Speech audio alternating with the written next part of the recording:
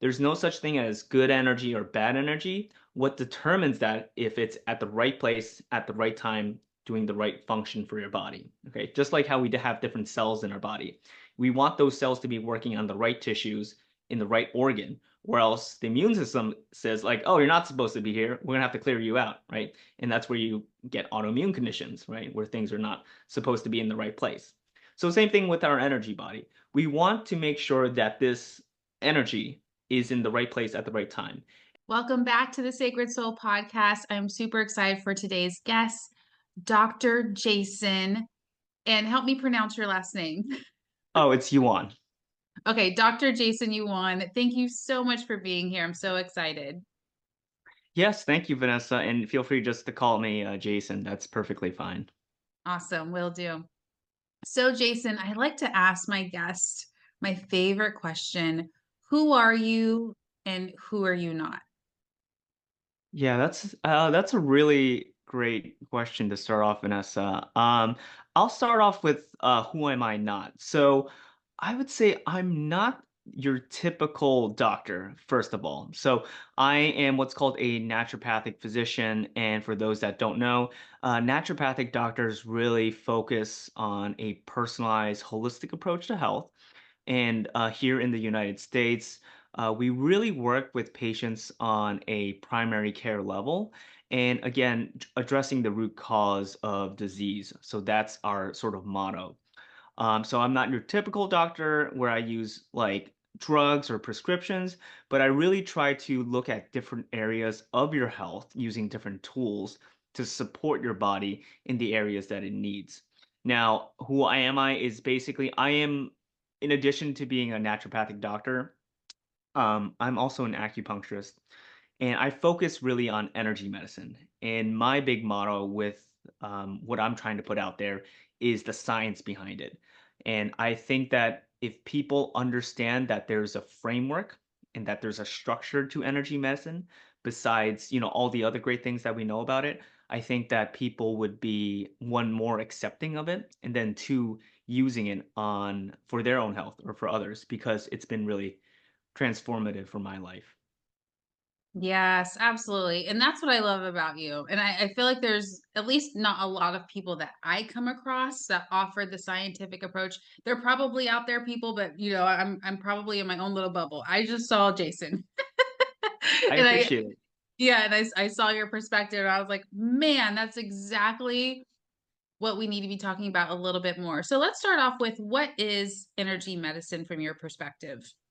Yeah, so, Vanessa, as the word sounds, energy medicine is using this vital life force that is, whether you know it or not, around our body, around our environment, literally everything around us, right? As you know, with your community and your followers, really, we're energy beings, right? We are people that have consciousness that happen to be in physical bodies, but there's this invisible life force that is all around us. And the thing is, this has been taught for thousands of years, right? And has sustained different modalities such as acupuncture, such as Ayurveda with the concept of prana, and many different types of native indigenous medicine as well. So the concept that I'm bringing up is that it has really ancient roots and science is only starting to understand it. So when we use energy medicine, I use it in the context that it is a complementary approach to whatever you're dealing with, and it's very simple, right? Just like if your phone battery is low on charge, right, you want to add more energy into the system. Or what other people talk about, like energetic blocks, right? If you have traffic on the highway and this highway's in your body, you want to clear that traffic out so that energy circulates, just like with your blood. So it's a very simple concept when I explain to patients that energy medicine is happening, right? It is part of your body, it influences your health. And this is what science calls biofield therapies. So that's the official term. So basically, again, it's this invisible life force that's all around us, and we can use it to our advantage for many types of conditions. Yes, beautiful. And my perspective, because I did energy healing for some time, was that energy is medicine. Do you Do you also believe that from a scientific perspective, or is it a little bit different in your eyes? Yes, I strongly believe in it that there is a huge science to it, and I think that the challenge, to help you, Vanessa, and the audience understand is that there is research being conducted in biofield therapies. Okay. The challenge is that we don't have a device to measure this quote unquote energy field around us, right? There's Okay. been attempts, if you've heard of like Carillion photography, or now it's called like the GDV or gas discharge visualization, which looks at the discharge of different ions coming out of the body. These are all just tools to attempt to visualize it, but science is really looking at not really how it's happening, but the outcomes.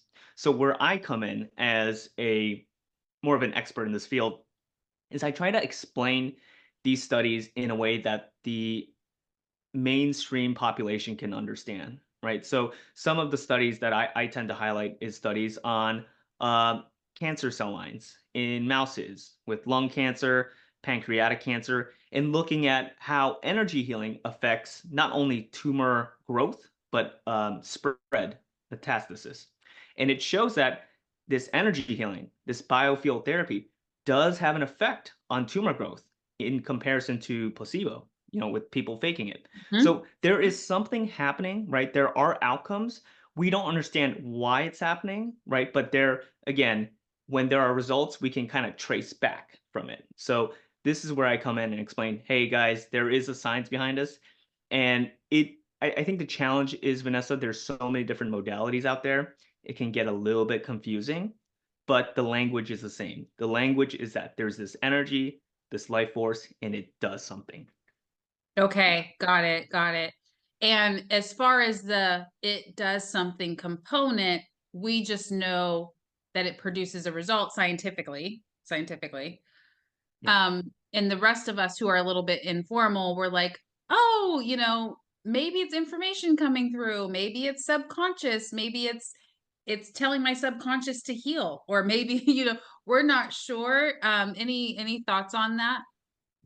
Yeah, so that's a very interesting point, Vanessa. And it goes back to the nature of energy and the nature of consciousness, right? Is there energy manipulation without consciousness, right? And that is the fundamental question that we've been um, not only in the world of energy healing research, but like in science, like where does consciousness come from, and how does it become created and sentient of itself? So for sure, in all energy healing practices, there is the core component that there is a sentient channel being that is directing this energy. Okay. In traditional Chinese medicine, in acupuncture, we call this the Ling Shu, which is the pivot between heaven and earth. So the practitioners are the pivot between this energy between heaven and earth. And you are basically, as you've heard, you are the channel, you are the guide, you are the person that is not the creator of this energy, but you are manipulating, aiming it, and using it for a healing purpose.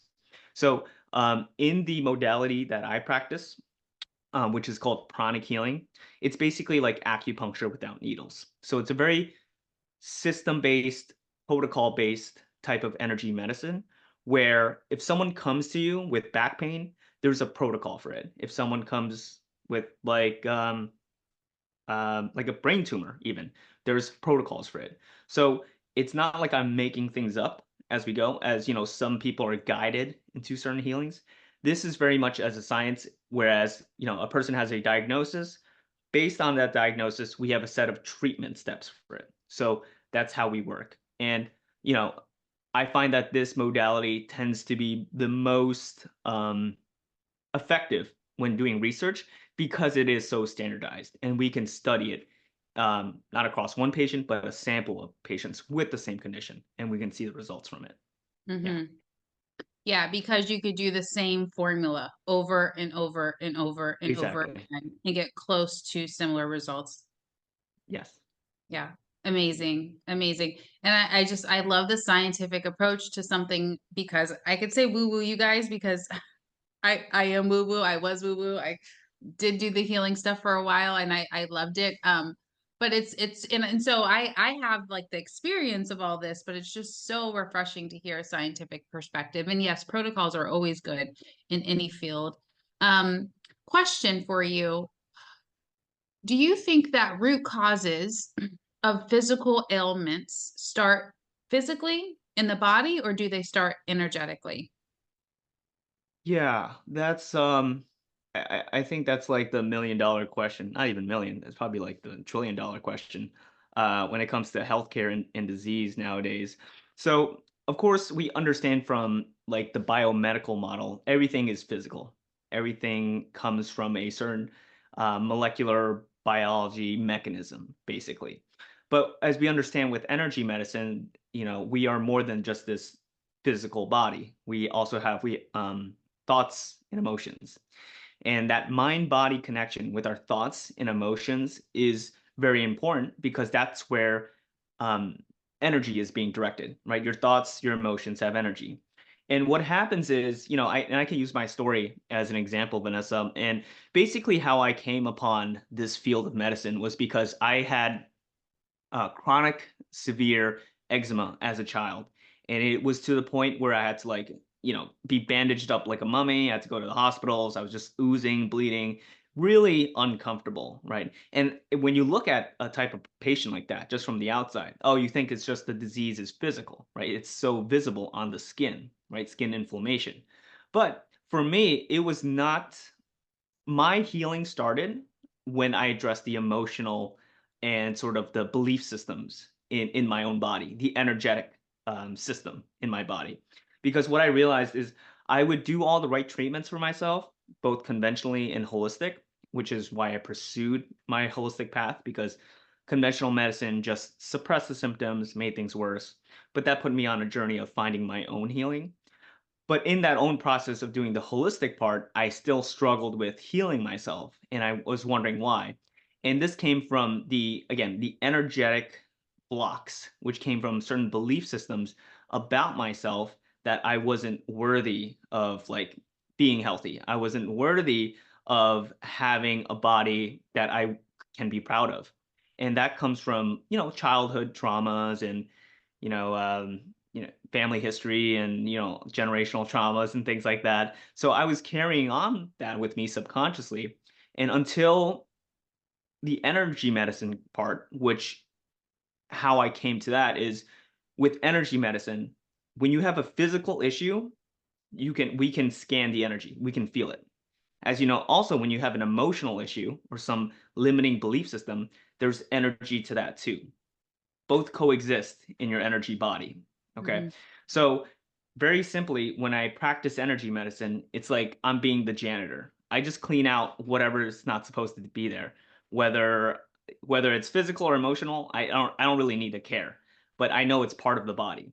So when I was able to do that for myself and really address the root cause, which was not the skin, it was coming from my belief systems. That's when my life started transforming because these belief systems were literally like holding me back from healing. And again, for many people, I find that this is really important because they might have all the best intentions consciously, right? But subconsciously, deep down, they don't want to heal or there's something resisting and holding them back from healing. Yeah, 100% agree. And that's why this stuff is so powerful because, again, root cause, addressing the energy. Our thoughts are energy, our beliefs are energy. So it's like energy can match energy. That's how I see it. Yeah. Yeah, amazing. And still kind of, exploring some of the basics as we, continue to ramp up this conversation. I'm sure we'll get into some more advanced concepts, but um, what is your perspective on chakras or energy centers? Does that get scientific as well? Yes, so that is also a very big bridge to connect, if you will, in science. So, for those that don't know, chakras are basically these energy centers in our body, okay? And it corresponds to certain acupuncture points as well. And basically, the chakras have both a physical function and a psychological function. For example, the heart chakra deals with the heart, the physical heart, but also it deals with the emotions that we think of from the heart, right? Now, when we talk about the science of it, it gets a little bit more hazy because again, it's not like we have a camera or device that says, "Oh, here's this spinning flower energy wheel that's coming out of your heart region," right? It's not like that, or in the pictures. What we connect the chakras to are what's called nerve plexus, right? So nerve plexus is basically a bundle of nerves that come out and branch out at specific points of the body. So that is what is the best way we can describe it in terms of science right now. So there's different ones, and of course corresponds to the seven chakras. Um, so that is sort of like the biomedical mirror to chakras. But we understand when we do energy medicine, though, even though we don't have that bridge connected, right, from the physical evidence to what we understand and been using energetically for thousands of years, when we work on patients, right, that have heart issues, whether it's a physical heart condition or something emotional, and we have a system that can scan and feel for this energy before and after. And when we scan after the treatment, the energy is better. What we find also with them is that their physical outcomes are better, their psychological outcomes are better. So, again, even though we don't have a definitive, like, okay, yes, this is the chakra, this is what it looks like in the nervous system, we still are able to apply these tools and techniques, and we're still able to get, again, the outcome, which is what we're focusing on. Yeah, absolutely. Thank you for that. And so, just to further clarify, if someone has an imbalanced root chakra, or I don't know what your terms would be for that, would you be able to see that? And you would be able to see that that has a real impact prior to the imbalance in the root chakra and after it being resolved in some type of way?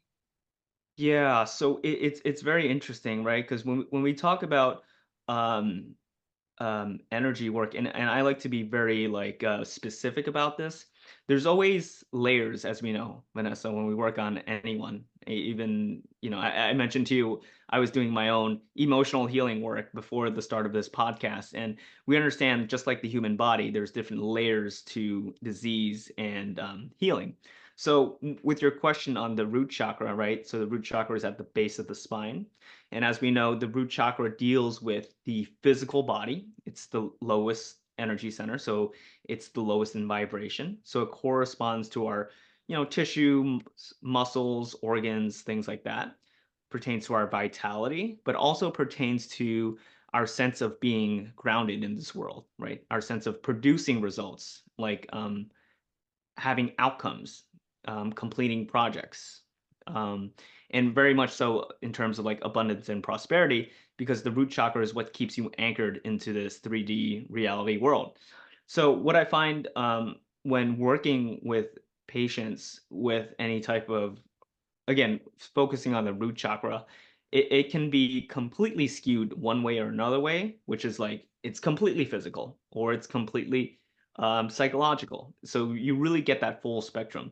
But usually, what I find is that there's a mix of both. There's usually, if they have any physical health issues, whether it's like lower back pain, which is very common, they will have a certain, just to throw it out there, an emotional tendency of fear of money, fear of surviving, fear of living life, right? And that will manifest and materialize in the energetic form.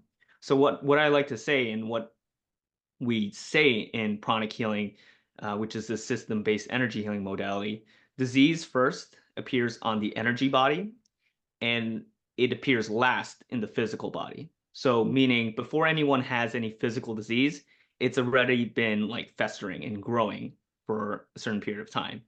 And only when that energy becomes dense enough, that's when the physical body becomes affected. Hmm. Wow, powerful information. Powerful information. Yeah, thank you for that. And what else can you provide as we're all trying to like wrap our heads around how the energy works scientifically? What are some other foundational concepts or basic things to learn in this logical process that we're following here with you?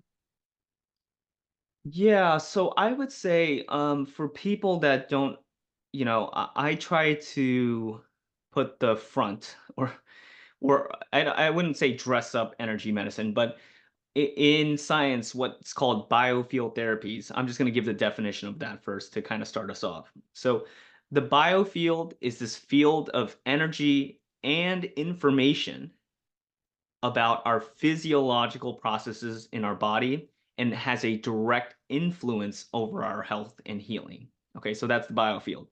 So again, this biofield is not only energy, in which we talk about like electric magnetic fields and things like that, but it's also information.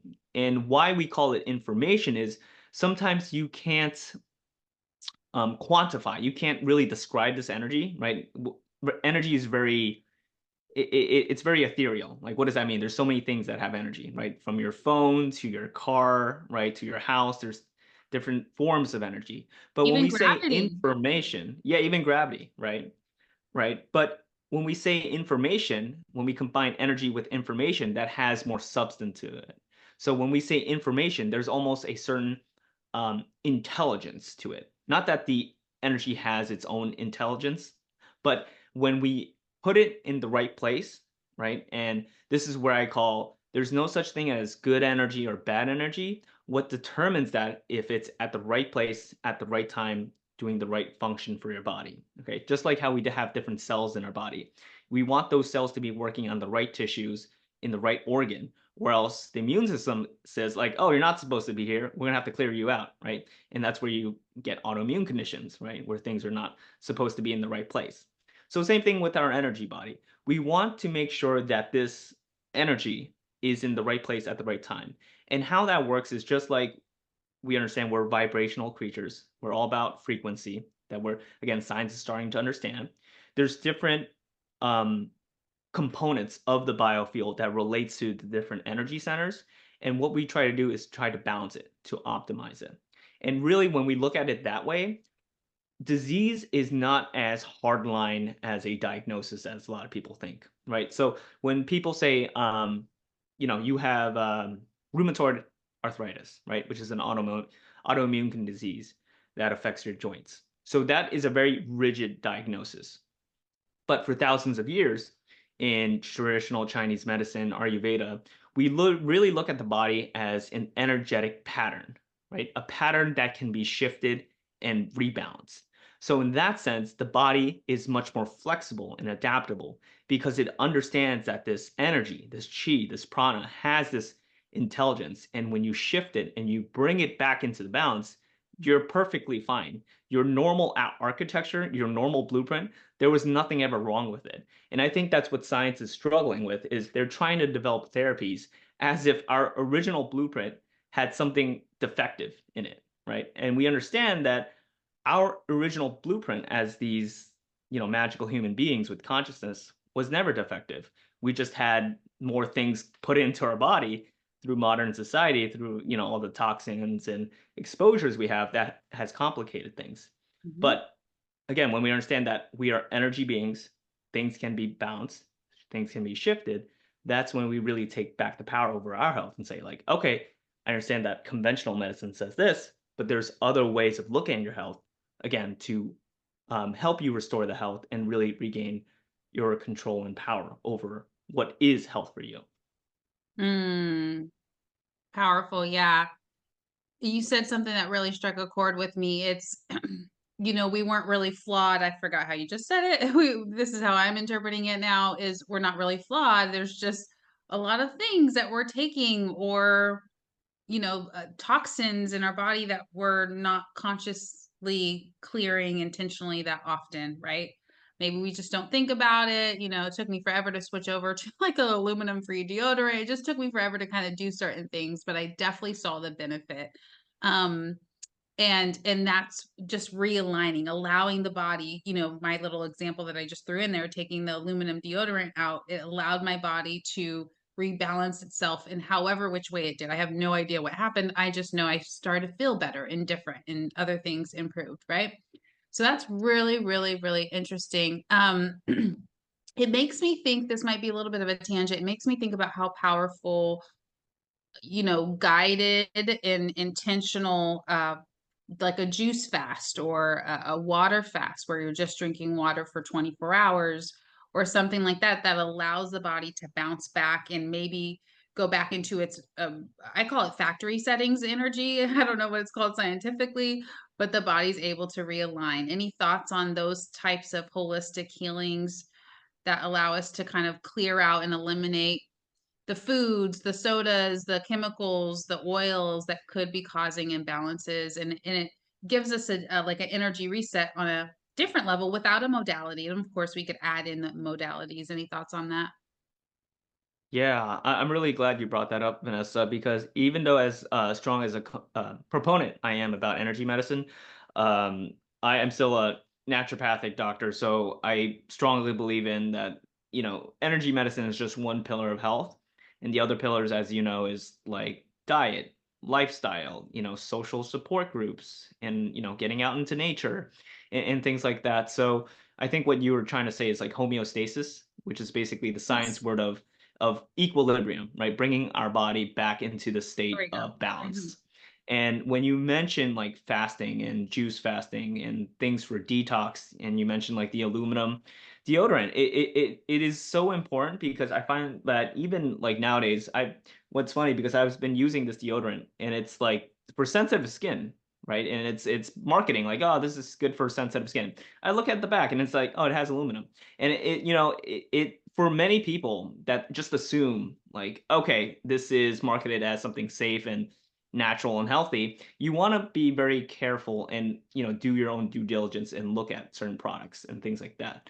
And this goes into why doing a detox or diet and nutrition is so helpful because that also has energy, right? And this is why more plant-based foods and things that have, whole foods and are live and grown, they have a different energy component to it. It has more prana or chi than something that is processed and made in a factory, right? So when we do that, we want to make sure again you have all the metrics in terms of if someone how I work with them is if they have blood work before and we have a baseline and we basically put them through this protocol. And the protocol is basically what you mentioned to bring them back to this factory reset, on your phone or your computer, this homeostasis. And when you put your body back into this homeostasis, I think this is what you're mentioning before, in reference to what I said, you're putting your body back into its original blueprint, right? There was nothing wrong with the original human design. It's what humans have created that messed up our design, in the first place, right? That's what we're trying to fix. So I'm a big proponent of fasting and doing things on a personalized level because I believe that everyone, even though both of us have been using aluminum deodorants, we might have different other heavy metals or toxin exposures. Mhm. So I always like to approach everyone as a human being, a different person, and basically putting them through these approaches that helps detoxify their body. And we use different, herbs, nutraceuticals, but also like testing as well. I'm a big proponent of testing. Even though I love energy medicine, I know that there's only certain things and certain limits that we can do as of right now. But I'm a big proponent of testing because that finds out exactly what levels you have, and then again, what specific protocol we can use to help you to bring your body back into homeostasis. Yeah, powerful. And I love that concept of testing to see exactly what's going on and to see exactly what it's going to take to bring the body back into homeostasis. Yeah, Yeah. yeah. Some of my favorite tests, it's it's stool testing, which is like the poop tests. Okay. Hair testing. Hair testing is great for a detox because your heavy metals actually bind your hair is like an archive for heavy metal exposure. Your blood is not as accurate because what happens with blood is it tends to fluctuate, and whatever you pick up is you pick up for that day. But if you test the hair, it's like giving you like a whole, 3 to 6 month archive of your heavy metal exposure. So that's some of the things that I like to educate with patients because sometimes they'll tell me, oh, I got this blood work and I got tested, but it came back normal versus like doing a hair analysis, which shows a completely different story. So there is definitely different ways of looking at it for testing. Mhm. Yeah. Thank you for that. And so, what are some things to let me ask the question. What are some things to avoid? Now, everyone is different. Yes, right? So that's the disclaimer. Whatever Jason's about to say, this is not across the board for every single person. This is just like most common, generalized, just to kind of give us an idea. But what are some common things that we should either be very discerning about as far as having it in our lifestyle or in our diets or whatever? Um, yeah, can you think of things that we should at least avoid or minimize? Yeah, well, I think the most common would be like it's our cookware, right? Using certain non-stick ingredients, as we know, that has a huge issue on the body because things like Teflon and PFAS, they are highly toxic to the body, right? And these toxins, they store in our fat cells, which tends to linger on in our body versus toxins that are more water soluble. Those are excreted more easier. So that's why I'm a big proponent of having like thinking outside of the box, like your cookware. That's very important. And this is also goes into like microplastics as well. I'm not a big fan of like cutting boards that are plastic because you will get very tiny particles in your food, and microplastics, they stay in your system literally forever, right? Unless you do certain protocols to kind of clear that out. And so in terms of that, that's what I generally tell my patients. The other thing that I tend to say is, especially with food supply, I'm a big proponent of purchasing organic if that's possible, if that's within your budget. Okay. If not, you try to get the best you can in terms of things that are not organic. But also, I'm a big proponent of filtering your water, having a high quality water filter, just because your city's water system might be clean to city standards. There's so many other things that are in there, especially heavy metals, things like that. When I run people's hair analysis tests, this is why it's so amazing because I can do a before and after. Like before they use the water filter and they've been just drinking tap water for like 10, 20 years, and then after, right? So those are sort of more my broad general recommendations that I'm sure everyone can benefit from. Yeah. Yeah, those are pretty solid. Thank you for that. And so kind of coming back to the science of energy medicine and your modality, uh, what transformations have happened with you and your clients and your work?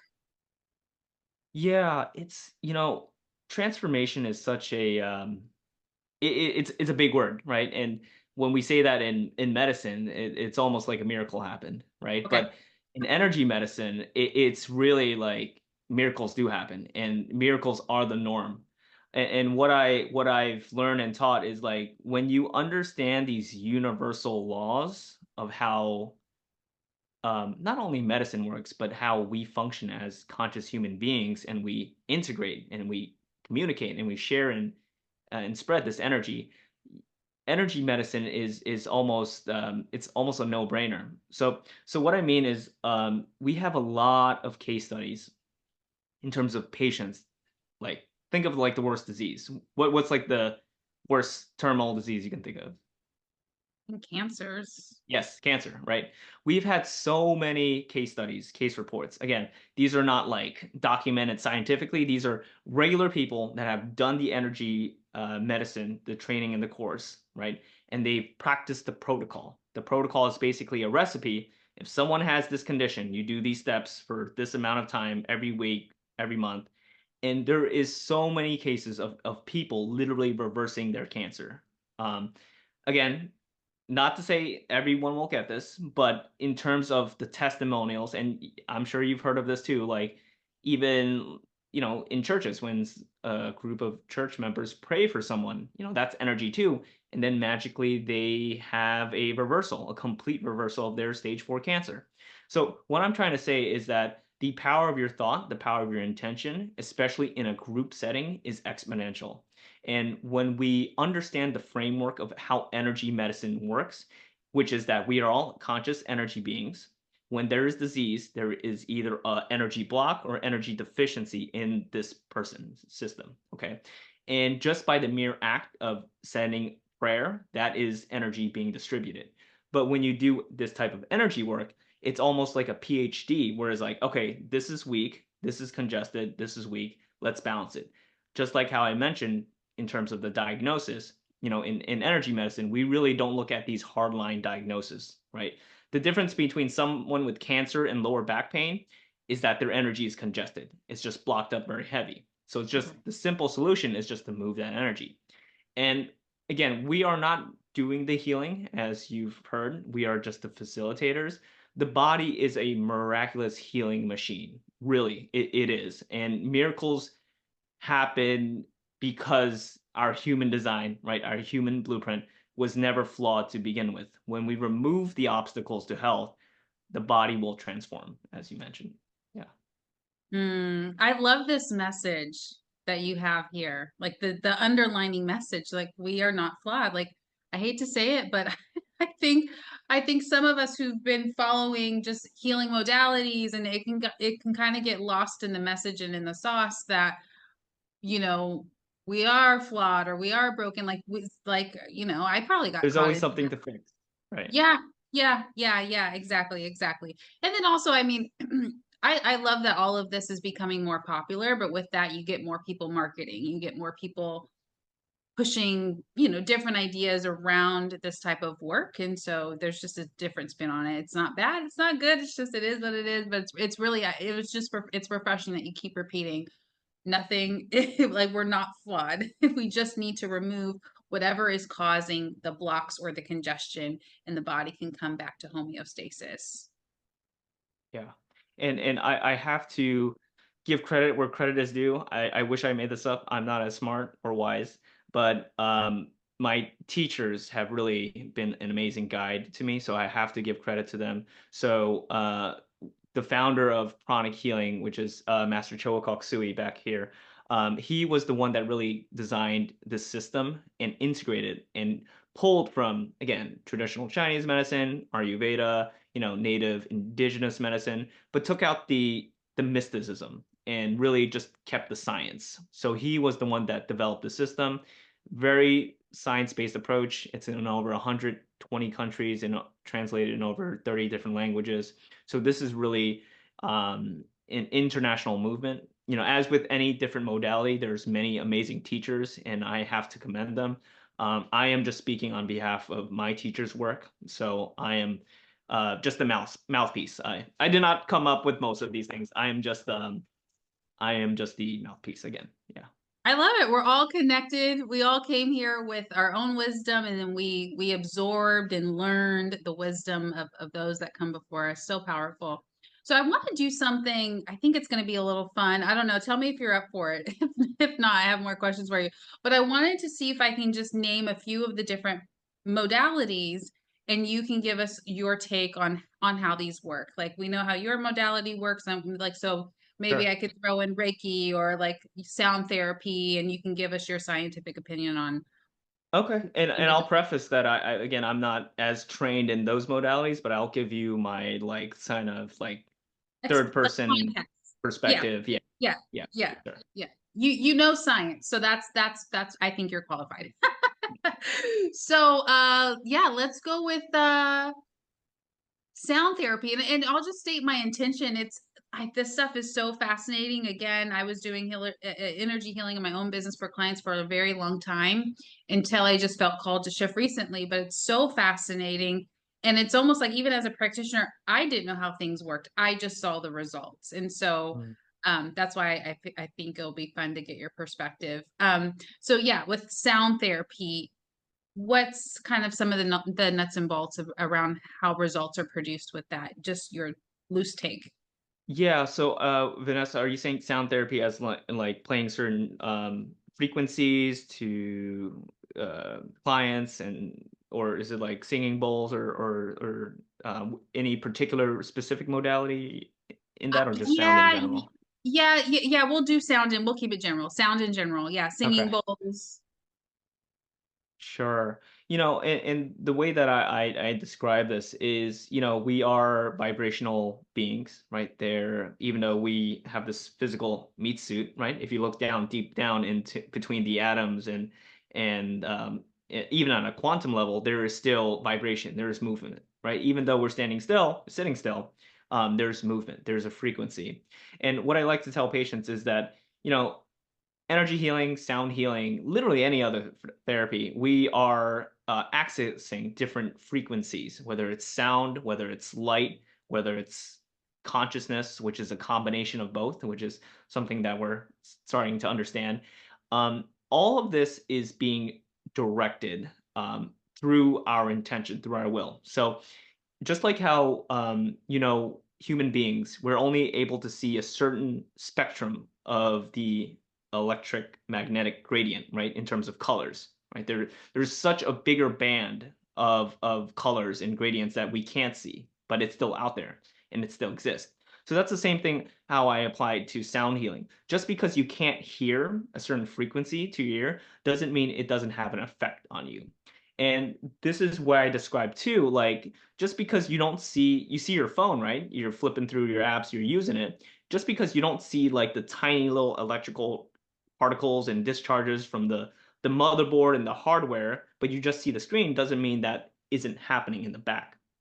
So we're human beings. We're limited on a certain level based on our physical hardware, right? And we know that can be upgraded if you've, like stories on the autobiography of a yogi, right? Mhm. And how amazing the human potential is to perceive all this. And everyone has the ability to heal, especially with sound healing. It's just what tool, what modality do you want to use? And using that tool is basically a permission slip for our body to, let go and access that healing. Beautiful. Lovely. Once upon a time, I don't know how accurate this is. I just heard that our cells dance or respond to sound. So maybe they just start responding and do their like they get in line, or I don't know. They do. That as they say, what is it? As below, so above, right? Yeah. Even with ourselves, right? It's a small, tiny fixture of ourselves, but think of it on an even greater level to our like consciousness that we don't even understand. So yeah. Yeah. Beautiful, beautiful. What's your understanding of Reiki? So Reiki, what's interesting with Reiki is that it's in the same lineage as our teacher. So when we trace back to different lineages of healer, Reiki first appeared in the late 1800s, early 1900s, right? And it's this concept of ki, right? Ki also means chi, energy, prana. And that was a modality developed back then because of, again, with the consciousness of people, right? With Reiki, you use certain symbols and attunements to channel this energy, right? And you have to get opened by a certain master teacher and things like that. So it's very much something that's automatic, right? You don't have to understand exactly what's going on, but you are setting that healing intention. You are holding that space. Versus chronic healing, which is, I humbly say it's an evolution of it. We get more into the nitty gritty, which is like we Mhm. find exactly where things are imbalanced and we work on those areas. So it's much more specific. But with that, we are literally like doing certain techniques, and we're not touching you, but we're just going around your energy body, and we are removing that congested energy or adding energy to certain chakras that are deficient. So when you look at it that way, if we were to do these techniques, 100 years ago, like people would be called witches, right? And that has happened before. So really, I find that it's an amazing evolution, right? We are given tools and techniques by these amazing teachers to the level of consciousness that the world is able to accept. All right. And, as with anything, even in science and nature and spirituality, there's always an evolution. So we're just kind of carrying that momentum. But, not to say anyone's better or worse. It's the same energy, same language, just Yeah. different ways at approaching the body. Yeah. Yeah, yeah, beautiful. And I love comparing these and talking about them side by side. I'm gonna do one more just because it popped up in my mind. The PMF. Wait, am I saying that right? PEMF. Uh, MF. yeah, I'm the machine. Okay, not as familiar as that one. Can you okay, share okay. that? It's like it stands for pulse elo e. I can't even say the e part. We'll skip that one. It's actually a device, and it pumps in um energy right into a certain spot, but it comes from Okay. it's almost to me it's like acupressure from a machine functionality. So it can Okay. go a lot stronger because there's a certain amount of voltage that it could have. Anyway, I'll have to look into that. You yeah. sparked an idea in my head, so I'll have to come Okay. back. Yeah. I did it for the first time a couple years ago, and I felt amazing. I mean, Okay. all energy medicine has its place. Like you said, none of it is worse or better. And I was, into the biohacking scene a lot more a couple years ago than what I am now. Right. Only because my health needed a lot more attention a couple years ago than my health needs now. But anyway, yeah, I hopped on and you can find those at certain biohacking places or sauna cold plunge places. Some of them have them. But anyway, this is just so fascinating. And so, for anyone who's wanting to further dive into energy medicine or even your modality or just getting like wrapping their head around it, I think that's the hardest thing for most of us because we weren't taught this stuff in school and we were taught to actually believe that this stuff is not real. So most of us, whether it's for ourselves or even if we're just trying to help a family member or friend look at their options, our biggest challenge is just wrapping our head around how some of this can be helpful or possible. What resources, besides following you, I think people should get your info from the description box and start following you because I love your videos on Instagram. But besides that, what other content or resources are out there that you would recommend? Yeah, as a general recommendation for everyone, there's a motto that I go by, and this kind of sums up energy and consciousness very well. It's the saying is that your external circumstances do not matter, your inner state is what matters. Okay. Energy is not a byproduct of your external environment. You are a sentient being of pure consciousness and energy, and you have this creator. You have the power within you to create your environment, to create the outcomes. And when you can focus on refining that temple within yourself, within not only your physical body in terms of your health, but your mind and your emotions, and just like my case, why I find energy medicine so powerful is that sometimes the disease is not in the physical body. The disease is in our mind, our limiting belief systems, our emotions. So if people can really practice things that cleans their temple, right? Meditation, yoga, exercise, pranayama, breathing exercise, connecting to nature, right? Staying away, like getting out of cities and going to places in nature because those have really dense, clean energy, but also it's a space for you to think clear and be more connected to, this earth and planet. And as we know now, we need so many people to be on a higher frequency in consciousness just because there is so much polarity going on in the world and so much changes from that. And I'm a big proponent that conflict is not the end of the world. Conflict is what will create and catalyze this change in people and wake people up to realize, hey, I am creating my reality. So do I want to watch the news or do I actually want to focus on what makes me happy? So yes, meditation, yoga, breathing, anything that helps you be more connected with your mind, body, and spirit. Amazing. Thank you for that.